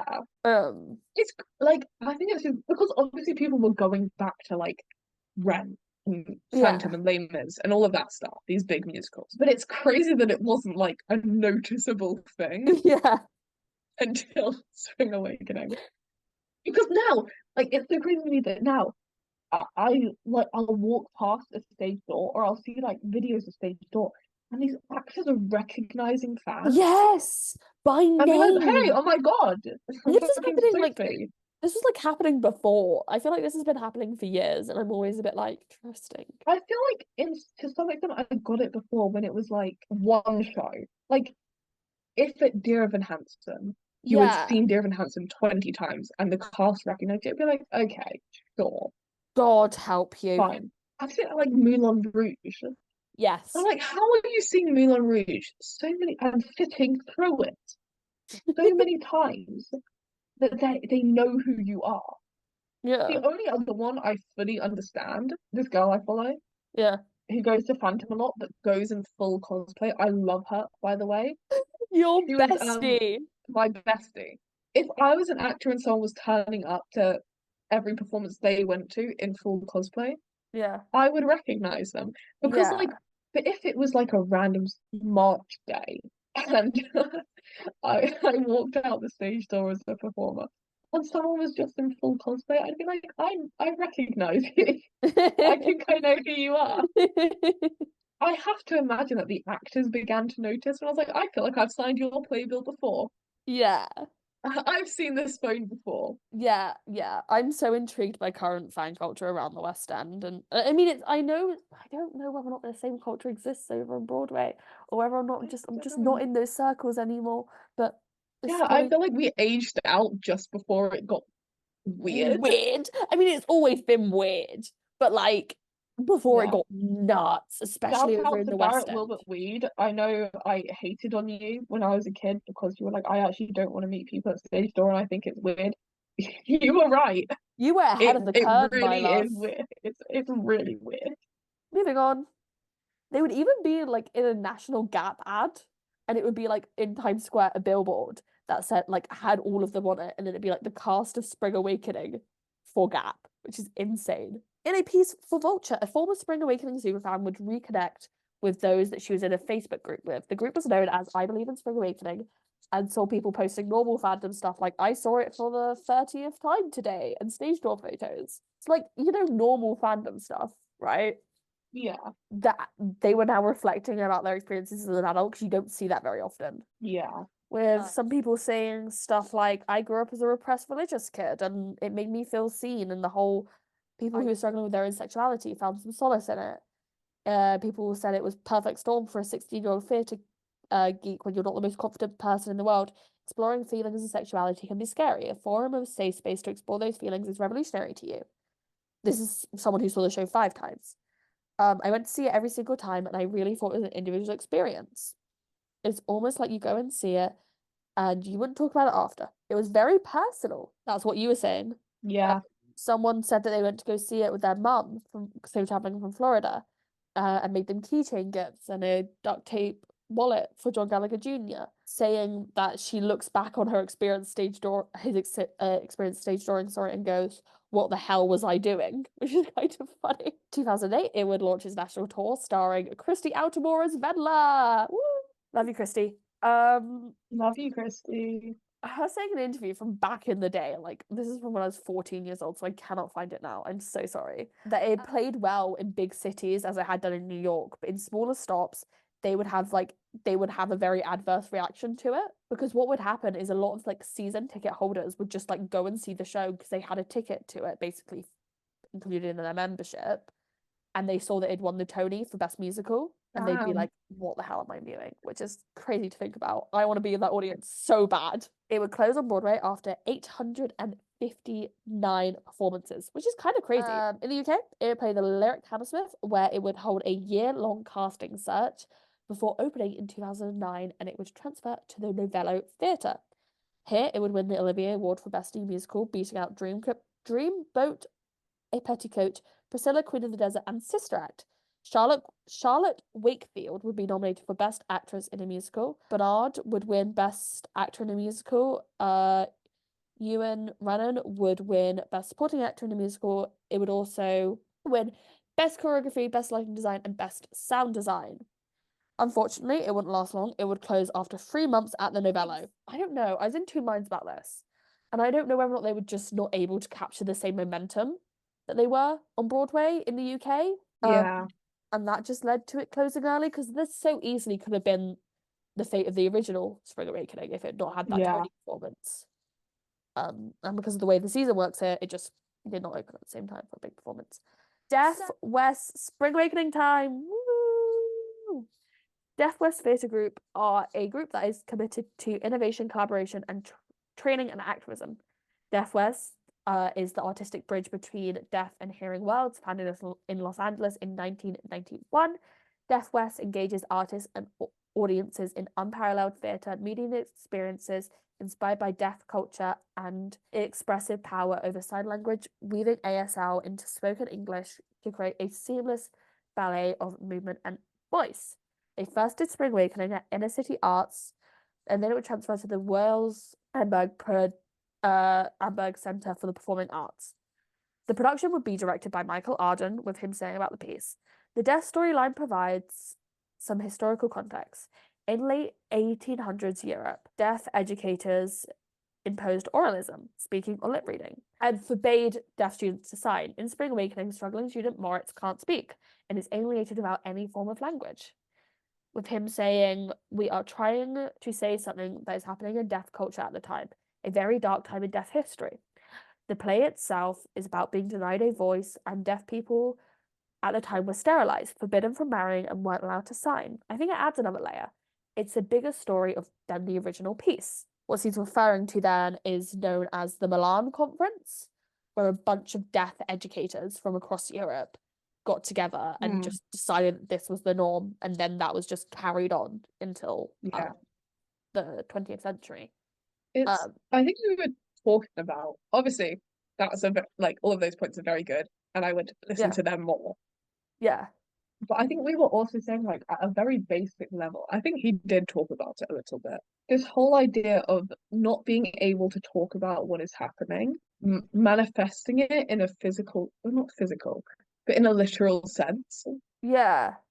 Like the whole reason that a lot of the things in Spring Awakening happen is because the adults are not willing to talk Yes. Yeah. to the children. And as a result, the children are not able to talk to the adults Yeah. because they don't know what to talk about. Having that manifest in the far more literal sense of the children are literally unable to explain or think, not think, talk about what is happening to them. Yeah. You know how earlier we were like, you don't need to be spoon fed what your interpretation of Spring Awakening is? Yeah. I feel like this is a better way of doing it. Yes. Yeah. Like, there's really only one or two conclusions you can draw from Death by Spring Awakening. Yeah. And they're like correct conclusions. But it's like with the regulars, like there are people who are gonna be like, well, actually, the kids deserve that because blah blah blah blah blah. I Yeah. really like Death by Spring Awakening. Again, their Tony performances is also on my list of greatest of all time. So for Death by Spring Awakening, I've just kind of like gone through and mashed it all together. So please look at the Yeah. links for this. And there's a link to a podcast episode talking about how it came about. And Michael Arden said that he wasn't actually aware of the Milan conference.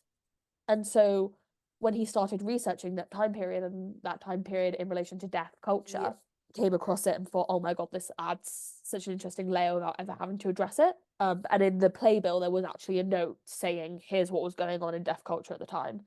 In mainstream culture, I feel like most people will hear 19th century Germany and be able to put pieces together about what's going on. But like deaf culture is, I mean, most people, myself included, don't really have a grasp on what's going on in deaf culture. Yeah. So that was interesting. It would transfer to Broadway with a limited run, with most of the cast being made up of newcomers, being Miles, Arby, Katie Borak, Alex Boniello, Joshua Castle, Daniel Durant, Trishelle Emmons, Sandra May Frank, Catherine Gallagher, Sean Grandio, and Amelia Hensley, Lauren Lutz, Austin McKenzie, Andy Mentes, Crystal Rodriguez, Daniel David Stewart, Ali Stroker, Alexandra Winter, and Alex Wise. With Crystal Rodriguez returning to the show because she done it on Broadway. That's the thing with Spring Awakening, is even the people they had in their ensembles and as understudies are still kind of well known today. So like Crystal Rodriguez was in it. Jenna Ushkowitz was a standby. Ali Stroker. Yeah, and then Ali Stroker would make history by being the first person on Broadway in a wheelchair. I love Ali Stroker so much. I love Ali Stroker. She was in Oklahoma, Oh and my I God. love Ali. I love Oklahoma. And her Tony acceptance speech is amazing. What else do I have to say on Ali Stroker? It's kind of disappointing that it took until 2015. Yeah. But in reading interviews of Ali Stroker, I'll see if I can find one and include it again. Backstages are not set up for people in wheelchairs. They fundamentally are not. Yeah. You think about a theatre backstage and it's like that big and I think there's just the amount of stairs. Yeah. Like dressing rooms are upstairs and there's only stairs to get down to the stage. Because they're old ass buildings, so you can't really put a lift in there, but that makes theatre so inaccessible. Yeah. I think a problem as well, at least I'm thinking on the West End, is a lot of these theatres are so old Yes, exactly, yeah. that it will be such a struggle. Like I think Drury Lane, at least the front of house, The front of house is accessible, yeah. when they renovated it, Yeah. is now accessible. But oh my God, like Her Majesty's. I've been backstage at two West End theatres. You spec like it's so the hallways are tiny. There are stairs going everywhere, and like because it's so old, a lot of theatres, especially in the UK, are like protected. I think my big problem, I'm sure there is a solution. Yeah. I feel really bad saying that stuff, but I don't think that the solution is to like tear out the theatres, as in like completely rebuild the back of them. I really love old architecture and stuff. Yeah. And I think ultimately if there was no other way, absolutely, yeah. That should be what we do to make theatres more accessible. I don't think it should be like the first choice. No. I really like old buildings. I'm I'm really not an sorry. I know. architect, and I'm also not a disabilities rights activist. Yeah. And I feel like they will have a more practical solution than me. Yeah. They found a solution for, I don't know what the solution was for the Brooke Atkinson, which is where Spring Awakening Deaf West played. But they found one. Yeah. I don't know what it was. So it can be done. And then I think at Circle at the Square, because of the way it was laid out, they were able to make some different adjustments. Yeah. I found this really interesting piece in The Guardian. Yeah, The Guardian would take 6 New Yorkers to see Spring Awakening, 5 of whom were deaf. One was a hearing actor and a ASL interpreter who'd worked in deaf theatres for years, whilst others rarely attended the theatre at all. One person had said that they saw it in 2005 and had got the script and used a keychain flashlight to read the lines on the lap on the production. And then said on the piece of Spring Awakening, this version, because of the ongoing oppression, Deaf West Spring Awakening is worth seeing for the triumphant representation of deaf talent and deaf language. My only critique is this signing of some of the cast members who've given unfair tasks of signing and singing simultaneously. I think it would improve if the hearing actors had deaf actors shadowing them, delivering their shug lines for them in ASL. However, the singing deaf members of the cast, shadowed by hearing counterparts who deliver their lines verbally, are richly expressive and layered with recurring themes and visual metaphors. As a deaf person sitting in the audience, it meant everything to me to see the dialogue up on stage as intended and not to read from a dimly lit screen on my lap. One person said, there's a significant difference in my ability to understand the deaf actors who only signed and the hearing actors who spoke and signed. This is called simultaneous communication, or SIMCOM, and is widely regarded in the ASL community as an inefficient form of communication that winds up compromising ASL in favor of English. I definitely struggled to understand some of SIMCOM and found myself wishing that the hearing actors had deaf shadows in the way that the deaf actors had hearing shadows. In this way, it was very clear that it was designed for a hearing audience, with the secondary intention of it being accessible to the deaf. That to say, it's the first musical that I've seen that's been inclusive to deaf people, and overall I think it did a great job. But it showed the hearing audience that musicality can exist as some people are searching for an audiological experience. So overall, I found their reviews very interesting because a recurring theme was that they liked the show and they liked what it was doing, but at the end of the day, it was hearing people more explicitly than it was made for deaf people, and almost wish that there'd be more done in service of them. Some like New York City reviewer can sit and tell you how amazing and artistic it is, and it is amazing and artistic, but like they're not going to be able to tell you about the quality of the sign language and how easy it is to actually understand and all these things that I don't pick up on, or like someone who doesn't know ASL won't pick up on. Yeah, like I think, yeah, like you said, they can talk about how artistic it is and how it works with the choreography and all of that, but they can't tell you in a practical sense how good Yeah. it is. Like practically, can I understand what they're saying? Yeah, can I understand? Are they emotive? Do you Yeah. understand the emotion of the story alongside what Yes. is just being said? It's Yes. like how I feel with most translations in general, to be Yeah. honest. Like with this one. Like obviously with Quantum, sorry to break it to you. I mean, if we're talking But about it's translation, there are two things yeah, we're each going to talk about. it's originally French, Yeah. translated into English thing. I love reading translators' notes. I Yeah. had a point with that and now I've forgotten it. You But leave something in translation. Was that it?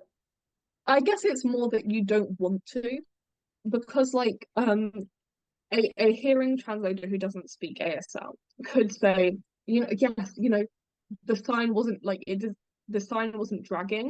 It Yeah. wasn't like they would say something, pause to finish the sign, and then continue. You know, so but in that same vein, you might then go to someone who's deaf and ask them to review it, and they say, yeah, like half the sentences were missing because they were so Yeah. focused on keeping pace that I couldn't understand anything. And I think it's very important to have at the very least, a middle ground.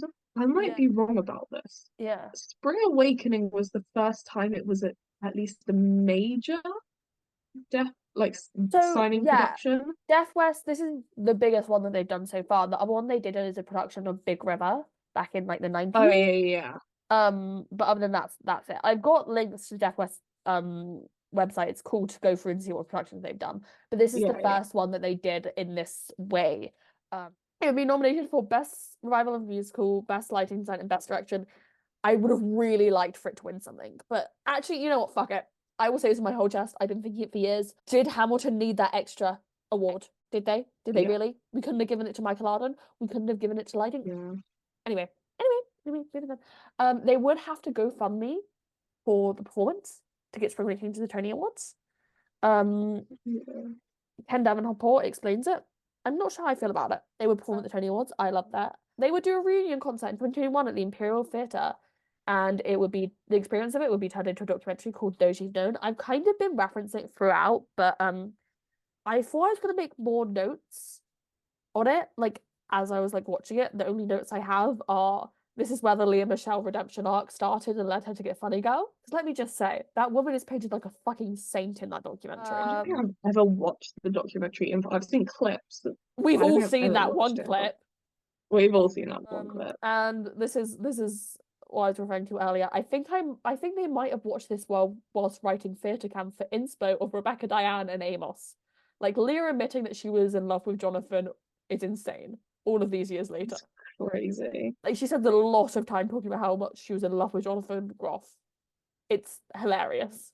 However, there were some nice moments of the documentary with Jonathan Groff talking about how Spring Awakening really helped him accept himself as a gay man because he'd come from an Amish community where that just wasn't accepted. Lily Cooper and Lauren Pritchard talking about so Lily Cooper and Lauren Pritchard talking about The Dark I Know Well and like the impact of that song and how it relates to their own personal experiences.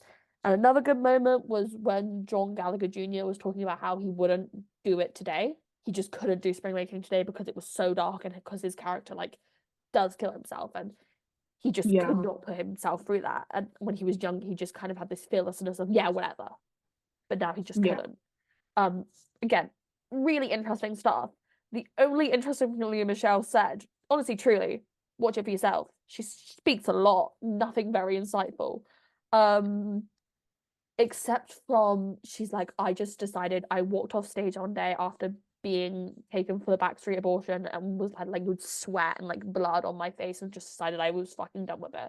And I was like, fair enough, Leah. That's the most insightful thing you've said this entire documentary. And what else was interesting? Oh, yeah, them admitting that they broke into the theater was also batshit. It's just it's so crazy. It's so like it's crazy, but none of it was truly shocking. Yeah. It's like every time out of the clips I've seen, every time they say something, I'd be like, that makes complete sense. What the fuck? Yeah, like Jonathan Groff and Leah Michelle talking about each other. I was like, this makes so much sense, but like, what the hell? They just like say something, like, oh yeah, and then me and Jonathan did this. And we're like, okay, explains a lot. Yeah, Why the hell would you do that? And yeah. I think we're all really dancing around. I'm not talking about the lamp. I'm not talking about I'm it. not gonna talk about it either. I'm But you should assuming you watch all the know. documentary. We talked about it in a dance class once, and I was like, God, I'm in hell. Oh God. It was truly one of my lowest moments as a person. Um, they would perform on the I 20th. hope that that's the question on my musical society quiz.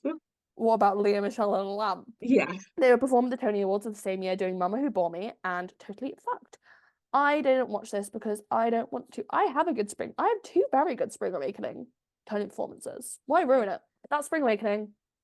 Love it forever.